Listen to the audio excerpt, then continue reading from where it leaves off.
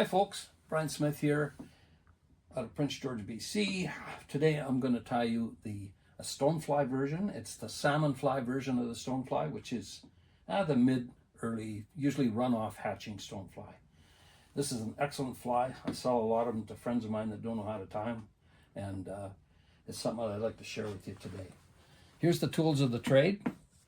For the biots and the antenna, I use like Icelandic horsehair, which I've gotten from a friend of mine, Bob Moody. And for the ribbing, I use an orange floss.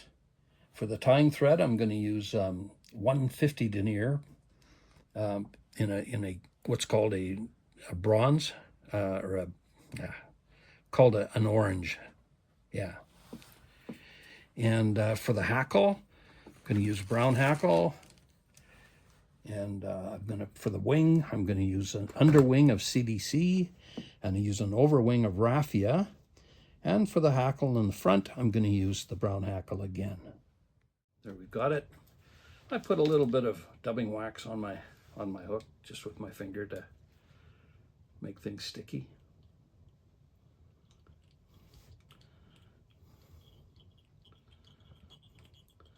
And the first thing I do, so the biots will separate, is I create a dubbing ball at the back end of the hook, and I just use, again, some dubbing wax. I'm going to use the body material. It's basically a chocolate brown, and I'm just going to tie a dubbing ball of this on there so I can separate my biots for the back end.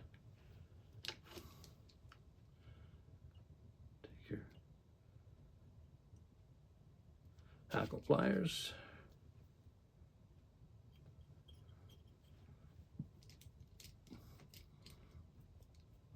and just reverse wind it.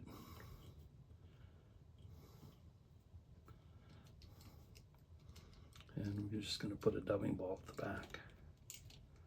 Make about 5 wraps over on top of each other. Depends how much dubbing you got. I got lots, so I don't need as many wraps.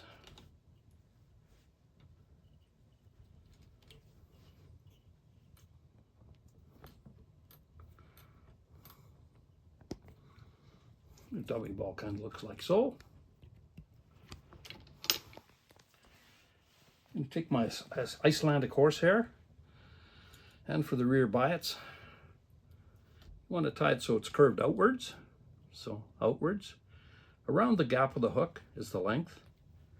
And I'll just tie it on here. Then turn it over. Wrap it the other way, and I'll make both of these the same length. And those are the rear biots of the salmon fly. Next, because it goes on after the body, I'm going to put my ribbing on, and I'm using a floss, an orange floss. We want this to show up because if you've ever seen a salmon fly in the open, they're quite orange. Lots of orange on them, and orange seems to be a good strike mechanism for trout, for sure, and any other kind. So I've got my floss tied on. Now I'll put the body on. Okay. Next, I'm going to take my brown cock hackle from the Cape, and what I'll do with that, like I've showed you before, I'll flatten down the stem so it doesn't twist when I turn it on. But this will go on after the body, and the floss goes over and behind it. So we'll just tie that hackle on. Next, I'm going to apply my body, which is a blend of chocolate brown and dazzle ink I kind of make up myself, but it's got to be a kind of an olivey brown is the best that I've found for the stonefly. And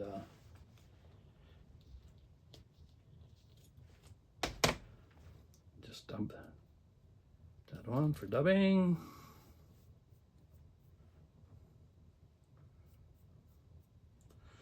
Fair amount you need because it's a pretty long shank, pretty long body. One of the larger, probably dry fly hooks I tie on is a 6, and this is what it is, a 6. Again, we'll double up on our thread. And I use a bit of a heavier thread for my stoneflies, just because I have to cinch on them pretty good sometimes, and it just works better for me.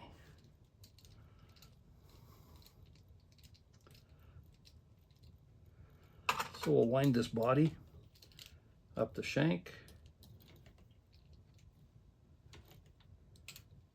Doesn't matter if you got a little bit of orange thread showing through, because we're going to rib it with orange as well.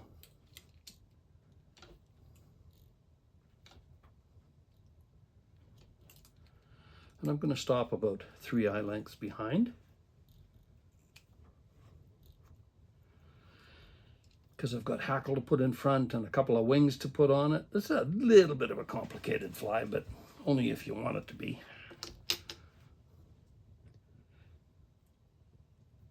Next, I'm going to wind on my floss. I like to put my floss on spools. I just find it a lot easier and it's a lot less wasteful. But for every turn, the floss twists. So you make it turn forward and then you make it turn backward. And that keeps it from, lets it show up more than anything.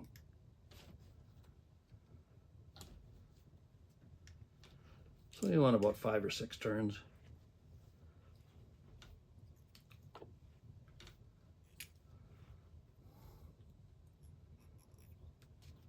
And tie her up. Close her off. Take my, just perk up my dubbing a little bit. Lots of ribbing showing is what I want. I'm going to take my hackle now and I'm going to wind it between the floss turns, so I let the floss show up pretty good.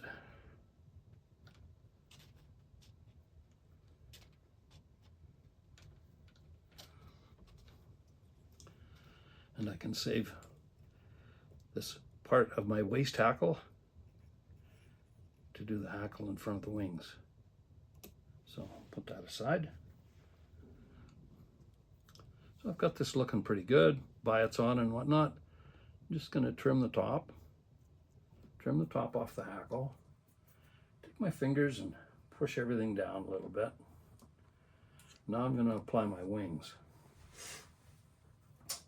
For the wings,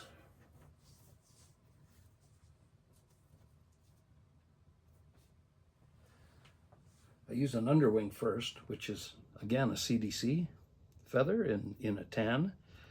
I like the shape that it gives it more than anything. It gives it a little bit of an appearance of movement, and it floats, helps in the flotation. Again, flatten your stem. And this is going to go on right to the length of the biots. Okay, so the ends of the biots, and I want it to lay flat over top. Looking like that. Next, I'm going to take the raffia, and I'll show you what I do with raffia. Just take a piece of raffia, fairly long for the stonefly, especially because if the length of the wing, it's got to go extended beyond the body. And I open it up like this.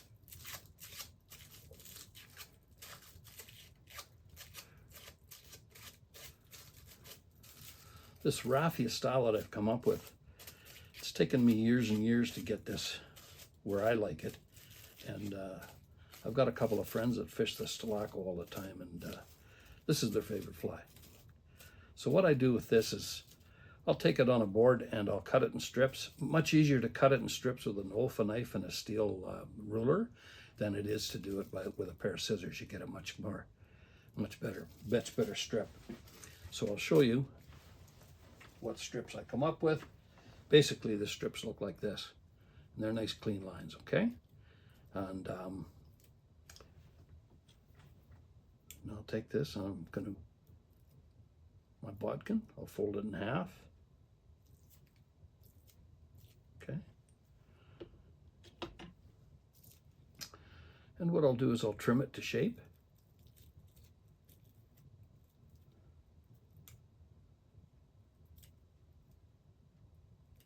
Stoneflies are kind of rounded on the back end. I'll turn it over. Do the same to the other side. Square off the end, and then make it round. I'm going to lay this on top of the CDC, and the length is going to be to the length to the end of the biots. And I'll tie it in. And again, I want this to be flat. So I like it to be flat over the top of the body.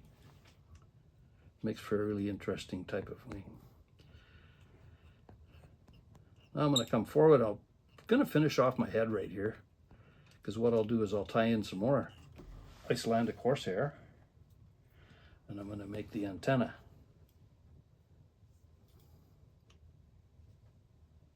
Give it a little bit of a perk. And I'll tie it in like so. Wrap up the hook. I come back down and use my left hand and just turn the hair over. And it's like so. Trim them both to the same length.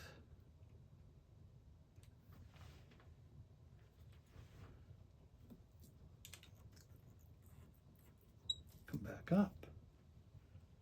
Like that. The antenna can go in different directions. It doesn't really matter because that's the way they appear in the natural. Then I'm going to take that piece of hackle that I had. Again, trim it up, flatten it. I'll tie it in with the flat side forward. And in this case, I'll use my hackle pliers.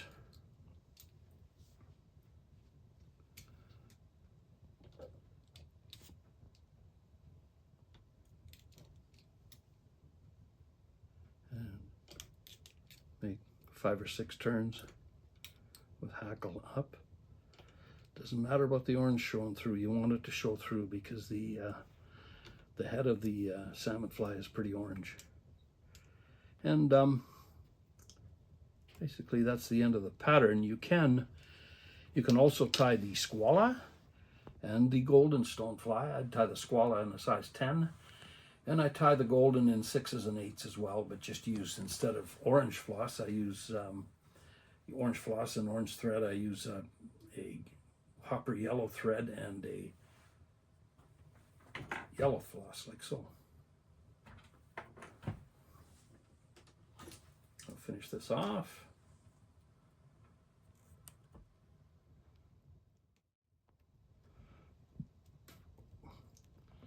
Another thing I do with all my dry flies when I'm finished with them is I put them onto a foam pad, and I'll tie a dozen up first, but I'll spray them with silicone. It's a silicone boot repellent, and all of my dry flies I spray with silicone boot repellent. It does not change the color at all. What it does is just gives them more flotation, and your hooks will shake off water better.